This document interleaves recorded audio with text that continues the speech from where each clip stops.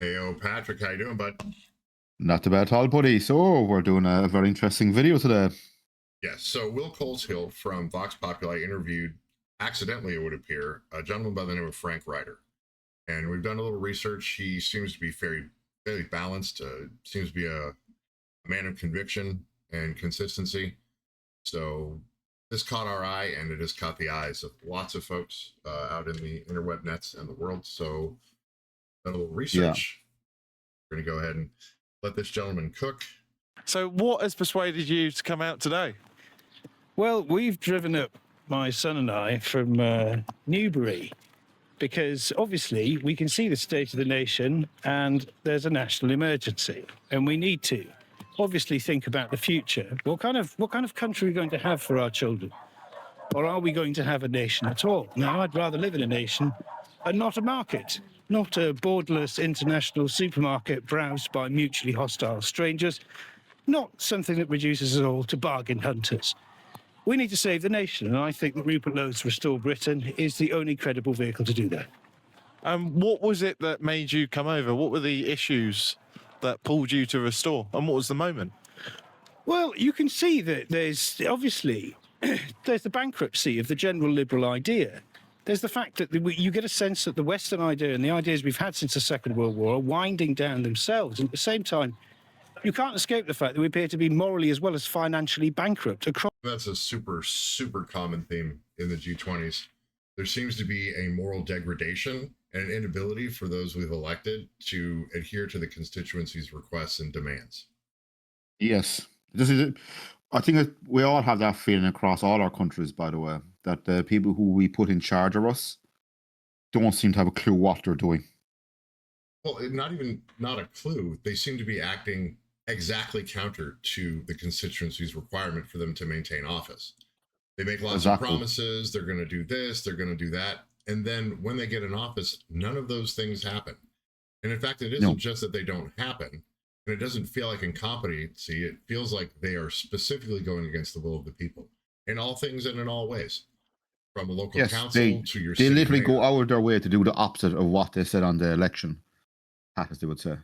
Right. So your councils, your local councils, your TDs, your representatives in the United States, your county supervisory boards, your mayors, like nobody seems to be doing the thing that they have been required by the constituency to do. And it seems to be just a breakdown in appropriate moral action and activity. Yeah, it all seems to come down to feathering their own nests as well. Doesn't seem to be a thing where there is anything other than moral and ethical corruption. So he's bringing this out, and you can see his son there holding up the Rupert Lowe thing there. I thought that was pretty good. Yeah, he didn't miss. He understood the assignment. No, yes. Green hat, hold the sign. Perfect. There yes, that's your job for today. Doing a fine job. Hopefully he gets a biscuit. Across the West, across Europe and in Britain, that the whole system is in a form of crisis. If you like, what we used to call normal life has been replaced by a permanent state of emergency in terms of our social incohesion. A constant state of emergency that I feel is partially generated by a 24-hour news cycle and a consistent look for the thing that is going to get the most clicks and the most attention.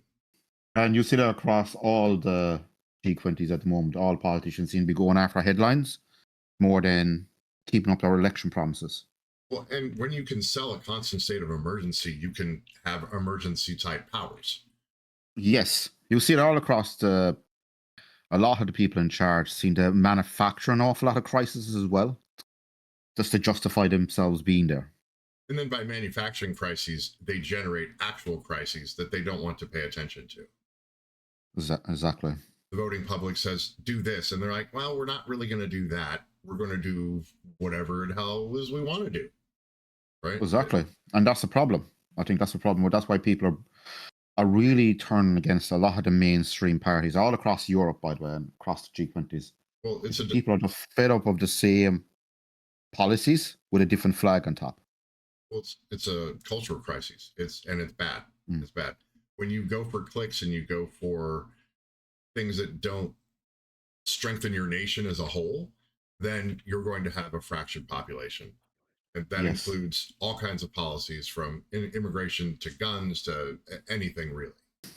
in terms of demographic change, in terms of the fact that there appear to be no realistic solutions offered, and whoever you vote for, the same mad policies get continued throughout your life. And that's what I've seen the last 30 years. And if it goes on, we're finished. So what does finished look like? What does finished look like?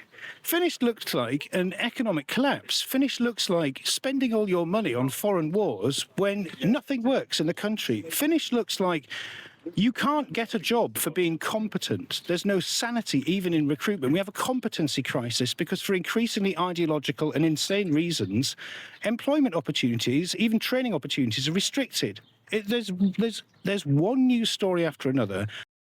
We're looking at a serious state of suicidal empathy where we're trying to fix and help people in our space as opposed to ensuring the space that we're in is a strong space to be in. Yes, and that's the problem. More and more you see a lot of people hired. You don't see the best people in the world being hired for a lot of these jobs, all across the G20s. For any job, it doesn't matter what the job is. There's metrics and requirements that have nothing to do with the competency of the individual.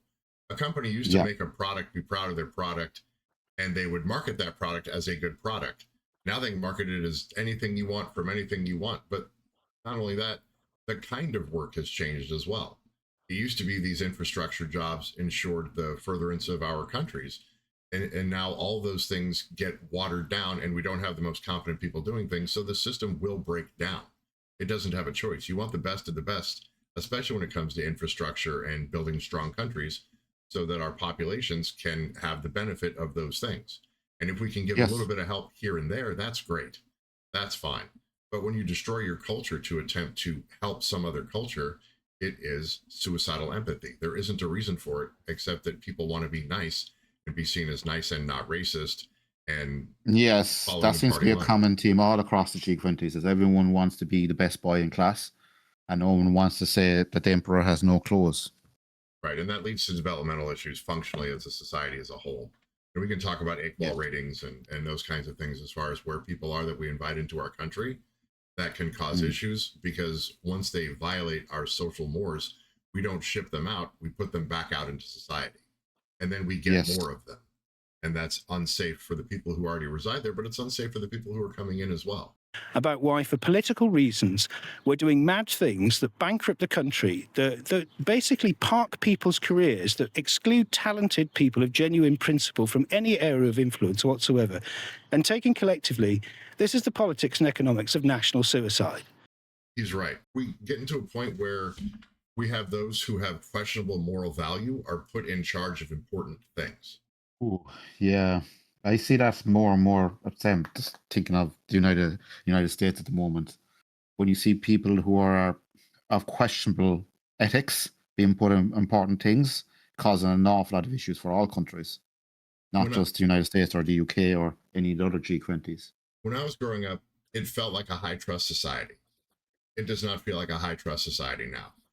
When I was a kid, if somebody left their bicycle in front of the house, it would either be left alone or the neighbor would come up and knock on the door and say, "Hey, little Johnny left his bike out here. You might want to, put it in the garage or wherever you're going to put it." Right? Yeah, I've seen that from the United States before. The kind of breakdown of trust in society. Me personally, just coming from a European point of view, that was really not there from the say the 80s onwards, the whole trust in society kind of thing. For example, let's take San Francisco. If you park your car downtown and you don't roll down your windows and open your trunk, they will break out all of your windows, break the lock on your trunk or your boot and open it. It doesn't matter if you put a sign on your car that says, "I don't have anything of value." They will just break your windows and bust into your vehicle.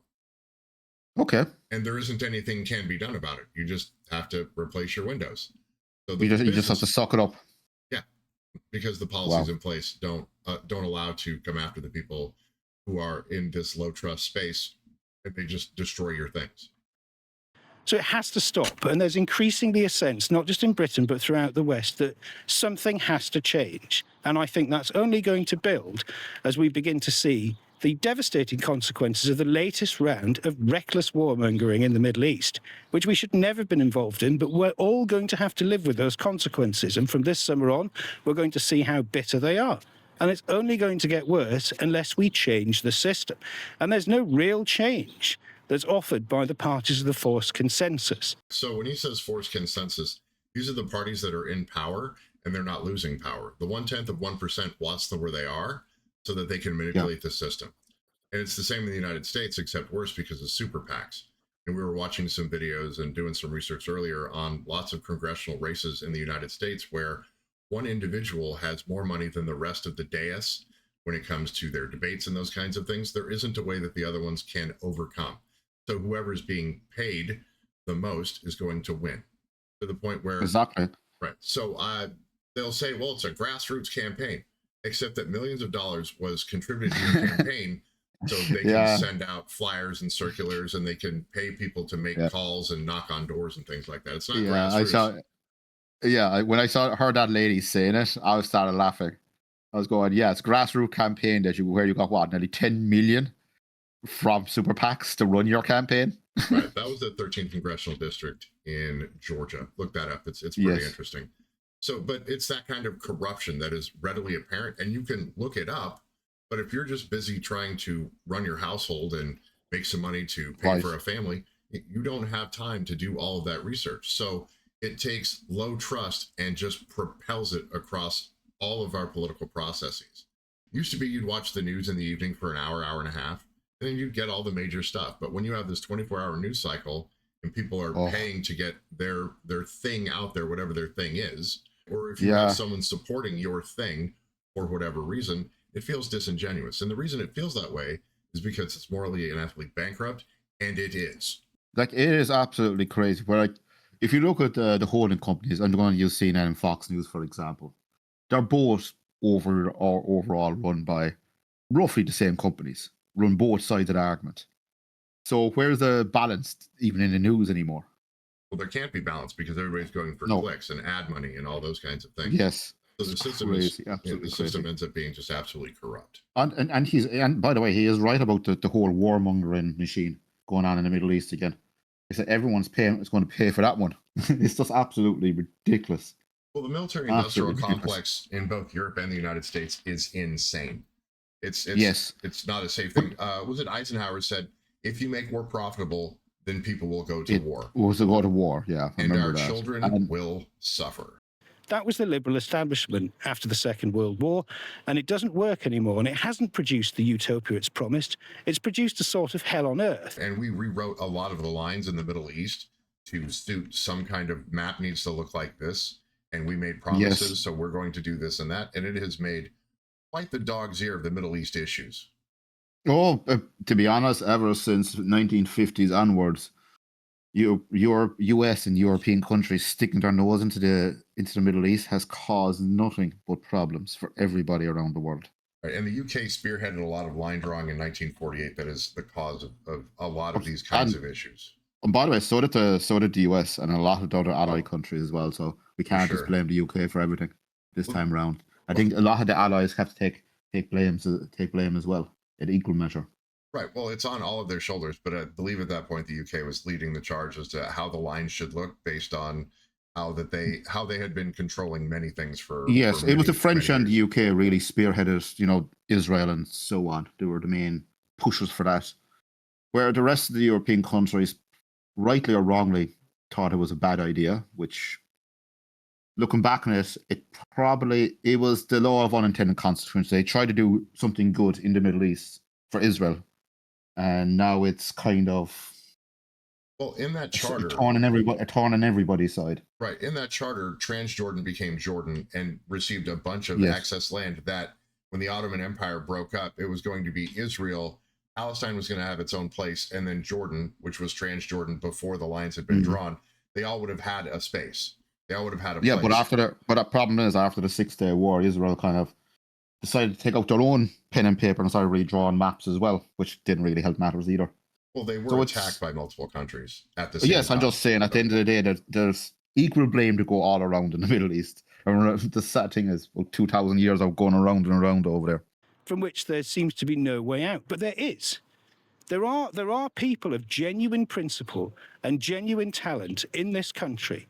And the reason why so many people despair of that is because I think they've been systematically excluded from positions of power, influence, and professional advantage. Remember Diogenes? You remember what Diogenes was going to go do? Mm-hmm. The one who was going to he was going to go try and find an honest man.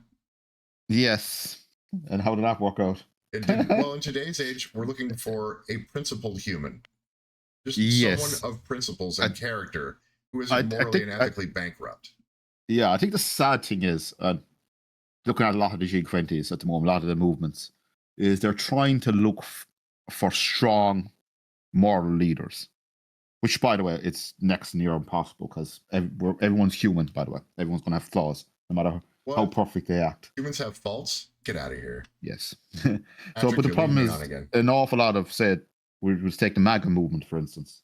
They were looking for a strong leader, make America great again. They all had great slogans, but the sad thing is, once they get into office, say Trump, for instance, the minute he got into office, he completely just threw all these election promises out the window, just decided to go off and do his own thing.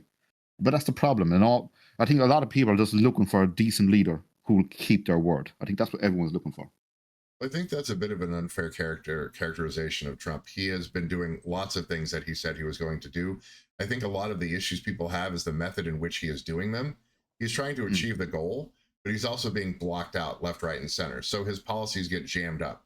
So when he says, I'm going to do this, and the body of the judiciary says, we're going to disallow that, then he cannot do what he was mandated to do. I think what the problem with a lot of people in the West have with him is the fact he's not honest. He does not keep his promises. He'll always go back in his deals. Like, he turned around and tried to make a deal with Iran at the same time as trying and bombing them the following week. It's most people, I think, around the G20 want an honest leader who will keep their word. That's all that people are wanting. That's it. I can understand the desire for that for sure. I think he is doing the best that he can do with the resources he has. And I think that you said it earlier, all politicians lie. So an expectation that you're going to have a right and perfect person in the spot, you're not. Again, we have a two-party system. The choice was Trump or Harris. And when Harris says, I'll tell you my policies after I'm elected, you don't really have a choice because you have a completely unknown from an individual who's been in power for the last 4 years, who has not gone toward any of the things that she was elected in that position to do, versus someone who says, these are my policies, right? So this is policy versus non-policy versus money that went into the situation that could only have gone to Harris based on how our system is set up, right? Yeah. Only Harris could have gotten the money for the Biden-Harris. And to be honest, Harris didn't have a snowball chance in hell.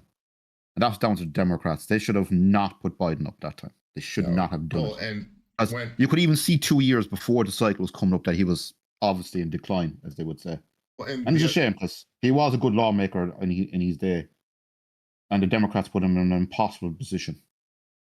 Well, and not only that, when they went to the Democratic primary, they didn't really vote. They just said she's the one. For ideological reasons that has bankrupted the country. But we have enormous human capital here. We're just not permitted to release it because if you don't have the correct views, you don't get the job, you don't get any promotion. In fact, you might be harassed off social media and find yourself debanked. Or at least your career is stymied. Yeah, the debanking problem is horrible. When you are outside of what is the normal purview of views, you can't have a view that clashes with what the elites want it to be. And you will get debanked or your career will be put on hold or all these other things that are done to slow you down as an individual because you're not following the party line. The problem is we get absolutely crucified in social media. We get crucified everywhere. And a lot of people have lost jobs, houses, marriages, and so on over being crucified like this. Or incarcerated in the UK for retweeting something that was mild at best. But because you might have accidentally offended someone, which is an individual's own purview. If you're offended, you're offended. Then in the marketplace of ideas, work it out. Don't just bash on someone. Say, hey, here's why I think a thing what you don't think. Oh, cool. Well, let's talk about it. We don't want to talk. We want to shame in other people and say you're wrong and I'm going to wield this big hammer and knock you down. So what we need is a realistic economy, some return of human dignity to every area of life. Because as I said, it hasn't just financially bankrupted us, it's morally bankrupted us too. And we're looking at a state where you're going to live in a borderless international bazaar, a placelessness, if you like, an international nowhere land, where nothing means anything. Nowhere seems like home. And that's really bad. The cultures are being watered down and destroyed, and the strength we had as nations in the past is going away for just the reasons that he just brought up. Well, I'll tell you one thing, he's a very, very well-spoken individual. Well, that's one thing that stood out about this video so far, is how passionate he is for his own country. It's absolutely brilliant to see. He's a man of conviction. He believes the things he does honestly, and he is willing to have a discussion or a debate with you about why your position is different than his. This is a classic liberal who says, I will discuss this with you in a very mature way, and let's come to a compromise or a conclusion that makes sense and is the best for everybody. And where the essential value of human life is replaced with price, such as we see in awful things like surrogacy or 0 hours contracts, or the increasing degradation of, what you call a work-life balance. Finally, how many people actually do work? How many people are now dependent on the state, directly or indirectly? So the work-life balance thing is super important. It comes to, we used to have a, not so much nuclear family, but a function that was understood. And you would work, but you would have enough time with your family or with whomever to balance that work-life balance. So exactly, a lot of people wind up these days even working 6-7 days a week, 12 hours a day. It's absolutely crazy. Absolutely right, with crazy. multiple part-time jobs as opposed to one job that can provide benefits. So you have your multiple jobs, but none of them specifically require your healthcare needs or any of the other needs, and you have to just keep up with the output. And then if you can't output, then you lose your place. You end up living in your car somewhere in the Midwest or in the Midlands or someplace where you don't want to be. It's heartbreaking. It's actually heartbreaking because I know a few people, actually, a good lot of people, actually, who have really good jobs. But even with a really good job, they cannot afford to buy their own house or even rent a place at the moment, even with all that extra income that they do have. Right, and that's how bad things have gone. And couples are both having to work multiple jobs, so you don't even, if you want the house, you end up having to spend lots of time outside of the house to keep the thing, and it breaks your back. Where those people exceed the ability of the nation to actually make money. This is an economic doom spiral. And so the more that you look at the problem, the more you realize that really we are facing a national emergency. And if you are going to take on the duties of the state, something more than self-interest or printing money for your own political friends, we need to do better than that. Interest rates since the early 1900s are at about 2,500% and growing because we continue to print money, which at the end of the day is a tax on the bottom end, because the money that gets printed goes to investment banks who have access to the assets at the prices as they are.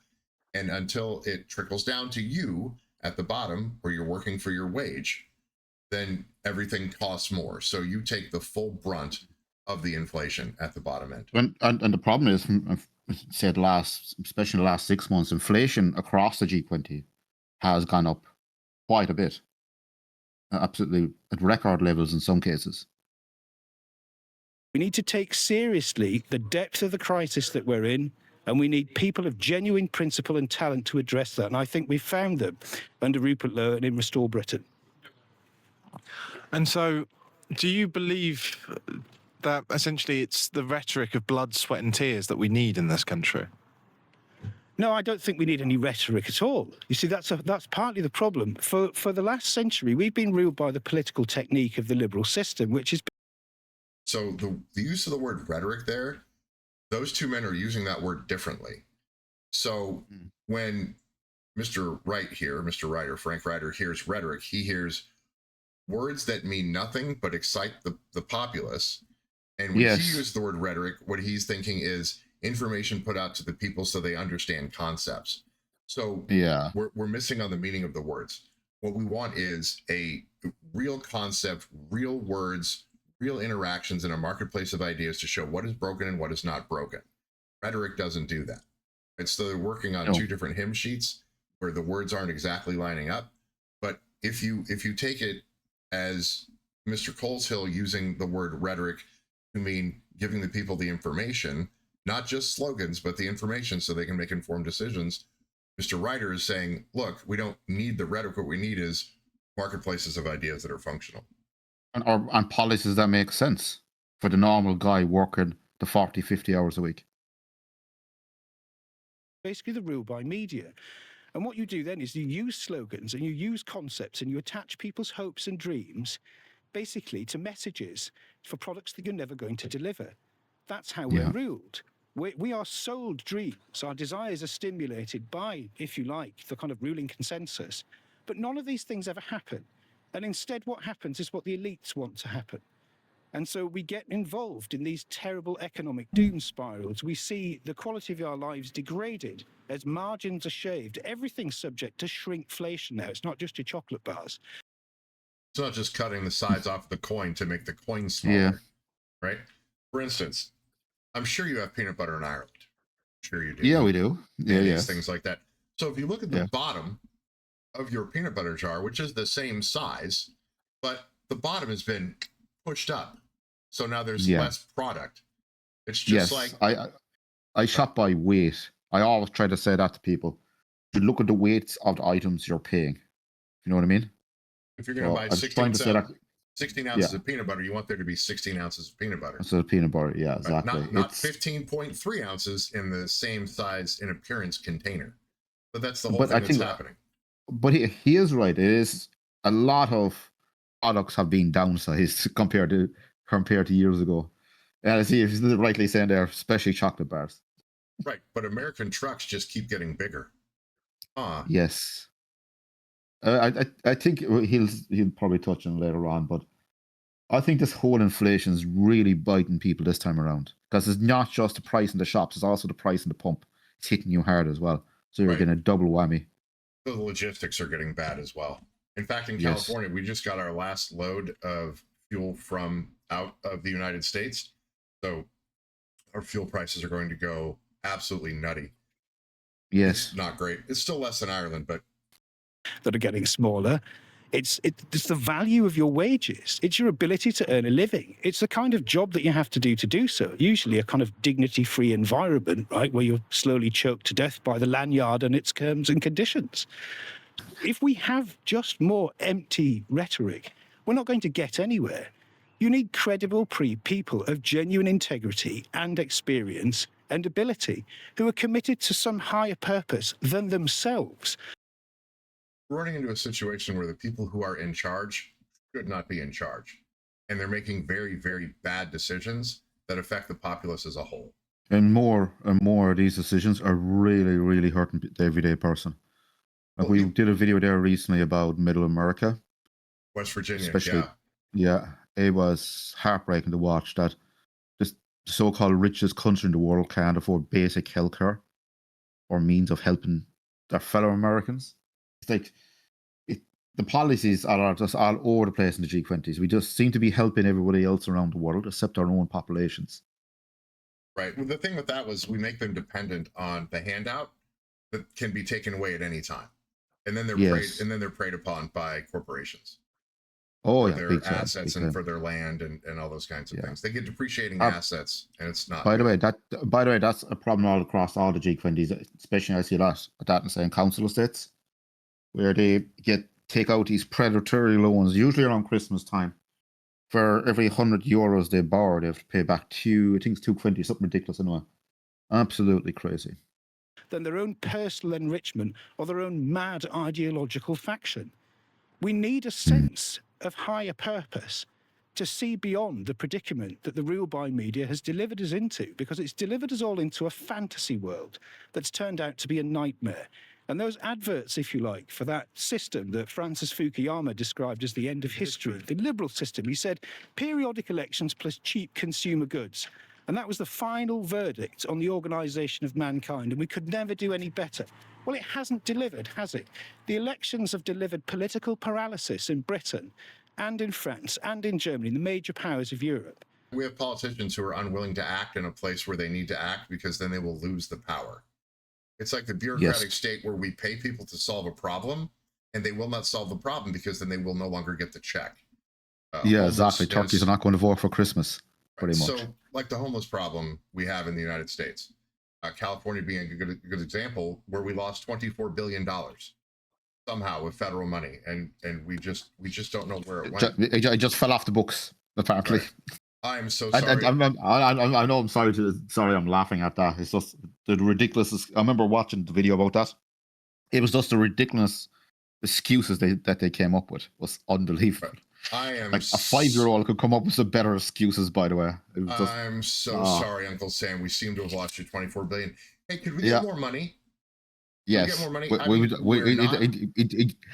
What their exact words is, it fell off the books. That was what one guy said. You're kind of going, it's $24 billion. How in the name of God did that fall off books? You know, wow. Well, it's a lack of appropriate transparency. And we got a couple of people who are trying to get elected in California, Hilton and Bianco, who are really trying with their proposed AGs to ensure that there is a system. California spent $1 billion on a system to have their transactions be transparent, and it didn't work. So the guy that's running for AG for about $1,500, $2,000 put one together that would cover the entire state and say, okay, cool, this is how you do it. And so the state of California spent $1 billion for a product that was worth $2 or $3 grand, right? It boggles the mind. I really want to get elected to one of those state offices in California, because you make bank, to be honest. You do well. You do, in fact, you do very well. And so what's that electoral system doing? It's ground to a halt.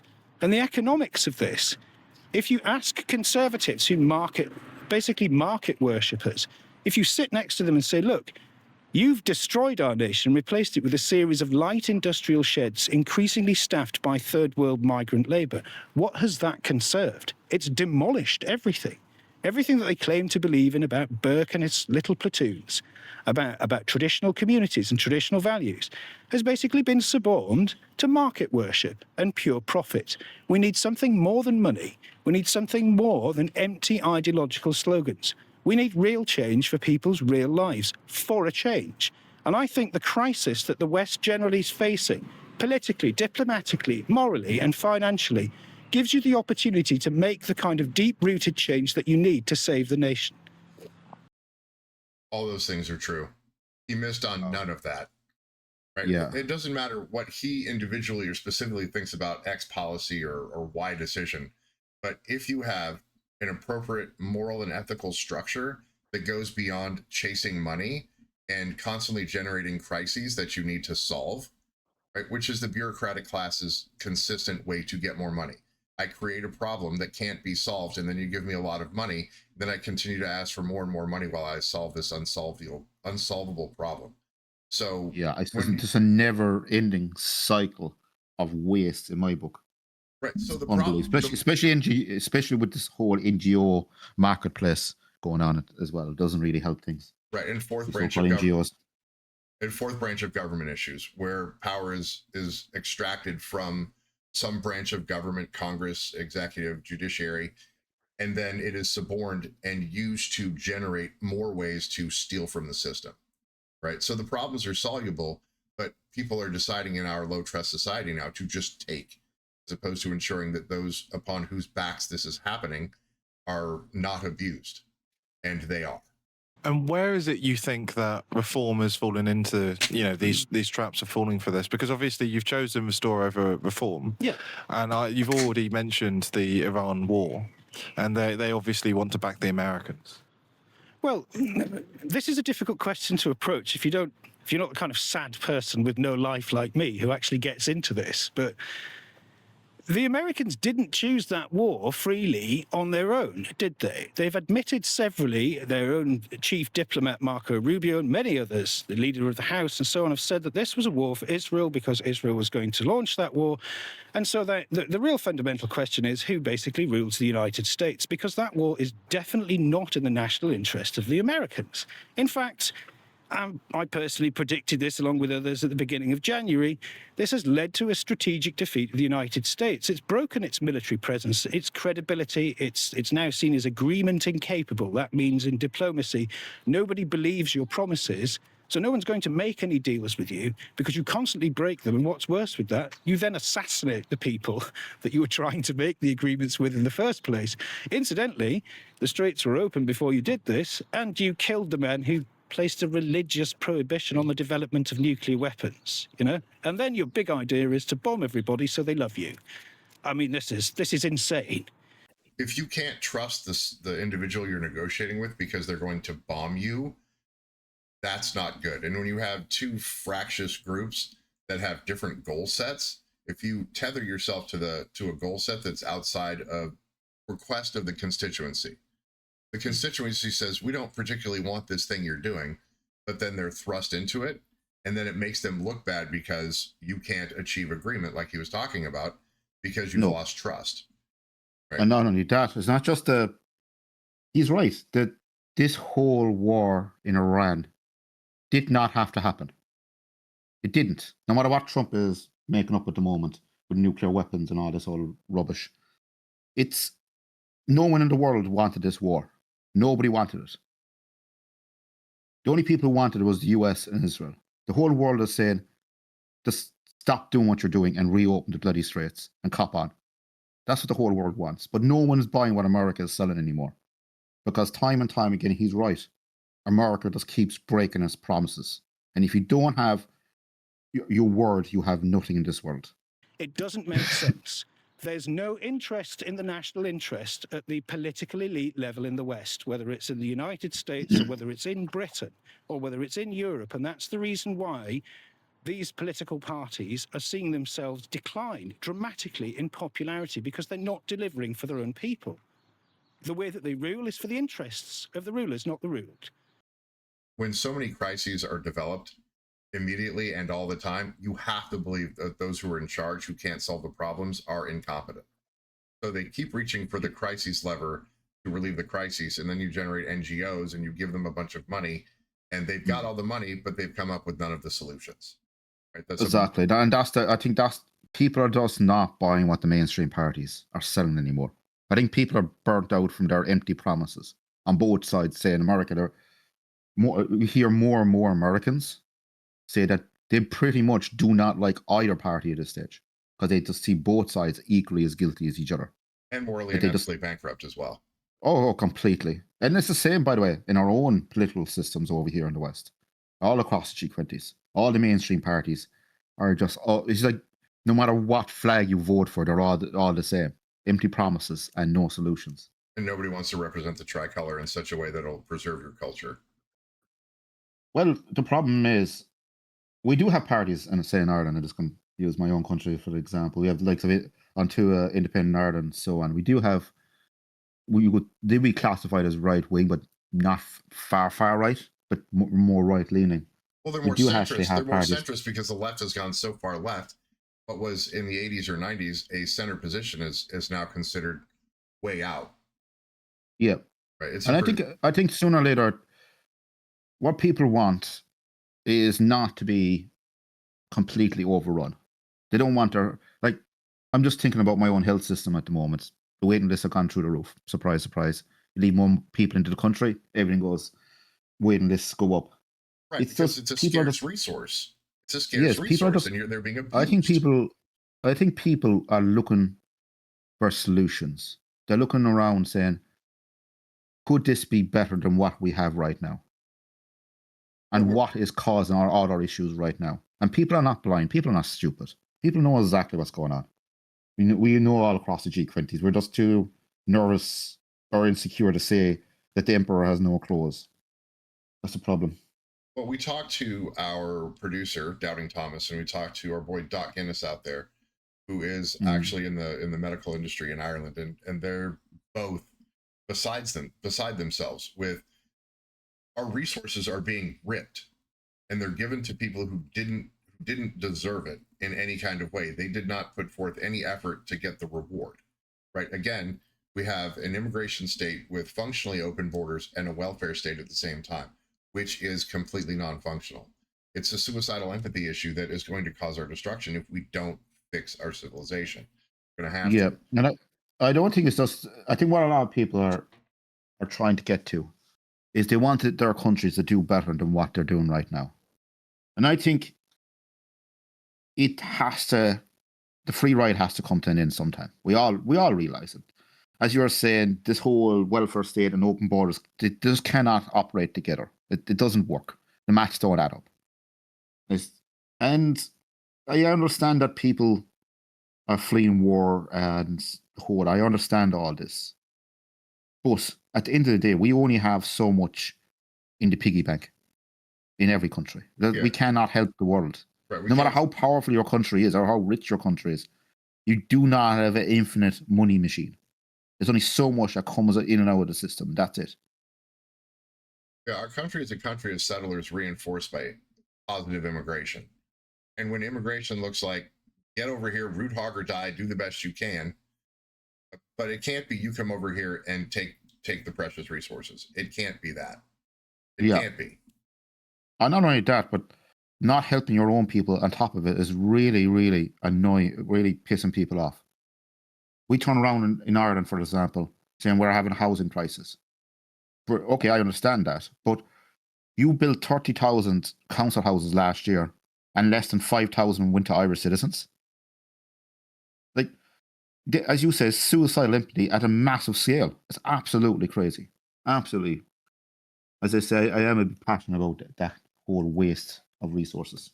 Yeah, it's not great. And then at some point, because you brought so many people in, they're going to outvote the people who are native to the land.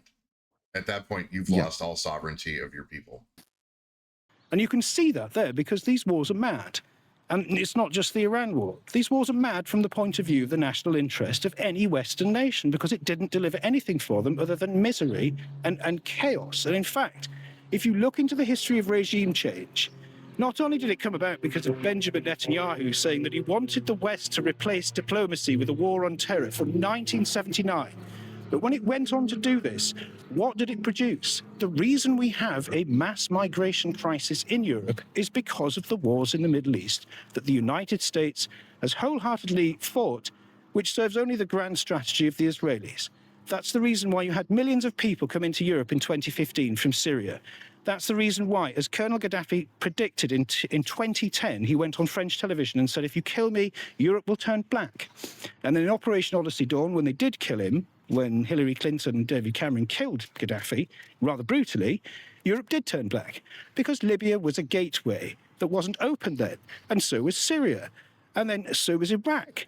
And so when you smash these countries, what happens? People flee and routes are established and that becomes a business. Mass migration is a criminal enterprise. It's a racket. People pay thousands of dollars to be shipped into your country. And it's happening in the United States as well. When we had our borders the way they were in the last presidency, there were tens of thousands of people coming over, like 10,000 people a day. But the problem is, he's right about Europe. The reason we have a mass immigration issue is because the last 2 decades, the US goes over and bombs the living daylights out of these countries. Surprise, surprise, people usually, when their house gets bombed, usually move on somewhere else. Well, they don't want to get bombed anymore. It's pretty obvious. Yeah, most of our immigration issue is because of this never-ending bombing in the Middle East, for whatever reason. Right. Well, and in conjunction with suicidal empathy and giving them the resources when they get here. It's not, but he is right. Most of the world's, a lot of the European problems is because of the US and their allies sticking their nose into the Middle East, bombing living daylights out of these countries. Then these people flee over to us with nothing except the shirts on their backs. It's around and round we go. It's absolutely craziness. But he's right. He's dead right. Really bad game of Ring Around the Rosie. I feel you. This becomes a parallel economy. It's part of the corrupting influence of the business of mass destruction itself. And when people are beginning to see that now, because they're seeing that it's going to make changes in their pocket, the price of their petrol, the availability of their food through the scarcity of fertilizer, the cost of living is going to go up. Governments like the Labour Party, and probably like Reform, are going to borrow more in order to defray those costs, which will further devalue the value of your money, making it harder and harder to survive. It's a death spiral Fundamentally, Yeah. the decades of regime change wars that I've seen have changed one regime more than most, and that's our own. Because I remember when we used to live in a sane, functioning, stable, and relatively happy country. And now it's terrible. And all these policies have been undertaken which have created this nightmare. And it's the political consensus that was formed after 1945 that's done this to us. The force of demographic changes in places can cause very serious issues. When your culture can no longer hand its culture down to the next generation because it's been watered down, then you end up with a less safe, less functional, morally and ethically bankrupt space. Yes, but he is right. But he is dead right. The only regime change that has happened in the last 2 decades has been in Europe, not in the Middle East. Like, they turned around and invaded Afghanistan to free the people of Afghanistan, only to hand it back to the Taliban. So what changed there? Same with around and, as you say, around and around we'll go. And it's absolutely, a lot of people in Europe are not just angry at immigration. They're also angry being dragged into war after war for no reason whatsoever. I think a lot of people in Europe are not just angry at immigration, they're also angry that our price of living is going up because one guy decided to bomb a country for no reason, none whatsoever. I think a lot of people in Europe are not just angry at immigration. I think they're angry at so-called allies acting outside the best interests of everyone. And the reason why none of these parties have any answers to these problems is because they are the problem and not the solution. And if they ever name the fact that it's their policies that have caused this, they're finished. And I think reality's making that argument now, and they know they're finished. We're going to close on that one. They're finished and will be finished as well. So yeah, when you continue to generate crises and cause issues and then don't solve those problems that you have created, and you fleece the public in the process of doing it, that is what finished looks like. Eventually, they're going to have to be the man at the guillotine. They're going to be done because they cannot solve these problems. And as opposed to solving the problems, they print more money to pay to defray. And that isn't going to, that's insoluble. And it's absolutely crazy that I'm just thinking of the Federal Reserve of the US at the moment are talking about printing more money to offset the rise in national debt and so on. It's like, it's all our countries are being absolutely morally and financially being bankrupt by the guys in charge for the last couple of decades.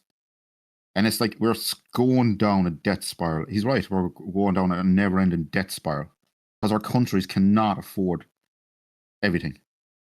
It's crazy. I definitely feel that. All right, got anything else for the good of the people there, Patrick? No, that's it. I think that was absolutely fantastic, well-spoken gentleman there. Absolutely brilliant. I disagree on some of your points, but I understand why you're making them, just like you disagree with some of my points, and that's why we can have this open discourse and do this. Yes, and unlike some of the parties over in the US, we don't have to start throwing eggs at each other. I like eggs. Eggs are good. That's true. All right. For Patrick McCallum, I'm Alex Johansson. We are the A&P Gents. Like, subscribe, ring the bell, do all the things, and help us beat the algorithm. For the A&P Gents, and we are out.